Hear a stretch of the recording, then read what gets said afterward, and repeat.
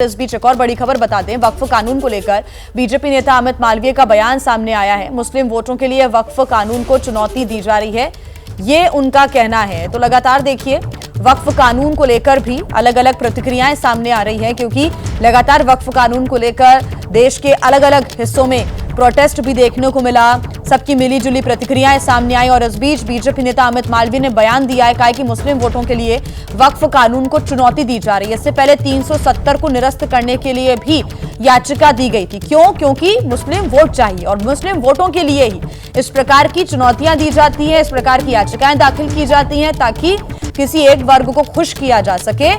ये कहीं ना कहीं इसके पूरे मायने।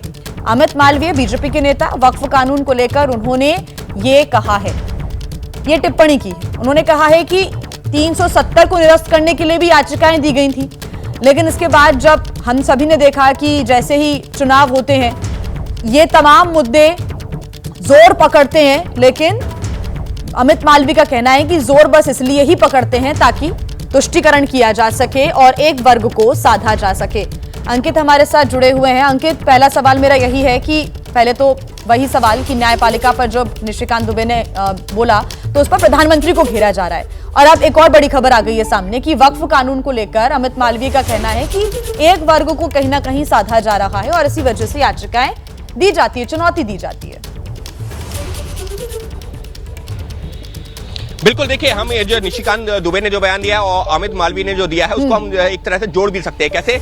निशिकांत दुबे ने किस मुद्दे पर ये बात कही है, क्योंकि वक्फ संशोधन पर जो कानून को सुप्रीम कोर्ट में जो चुनौती दी गई थी और सुप्रीम कोर्ट ने जो ये कहा था, जो उसकी टिप्पणियां आई थी, उसको लेकर के एक तरह से निशिकांत दुबे ने ये बताने की कोशिश की है कि एक तो आप राष्ट्रपति से कहते हैं कि आप जो है एक तय समय सीमा में ये बिल के ऊपर या कानून के ऊपर फैसला लीजिए, या किसी भी जो भी आपके पास में दस्तावेज आता है उस पर फैसला लीजिए। तो दूसरी तरफ जो है, जो सुप्रीम कोर्ट है वो वक्फ मामले पर जो संसद से पारित कानून है उस पर जो है इस तरीके से टिप्पणियां करती है। लेकिन अमित मालवीय क्या कह रहे हैं? वो ये कह रहे हैं कि वक्फ एक ऐसा कानून है, एक ऐसा मुद्दा है जिसको लेकर के सिर्फ तुष्टीकरण की राजनीति की जा रही है। और अमित मालवीय ने अपना जो पोस्ट किया है उसमें असदुद्दीन ओवैसी के नाम का जिक्र किया है, इमरान मसूद, इमरान प्रतापगढ़ी और ममता बनर्जी के नाम का जिक्र किया। और कहा क्या है? कहा यह है कि ये तमाम नेता है जो मुस्लिम तुष्टीकरण की राजनीति करना चाहते हैं और सिर्फ जो मुसलमानों के वोट की राजनीति करना चाहते हैं, जबकि जो एक आम मुसलमान बयानबाजियों का दौर लगातार जारी है। इसके बाद क्या प्रतिक्रिया आती है, इस पर हमारी नजर रहेगी। अंकित, फिलहाल शुक्रिया तमाम जानकारी।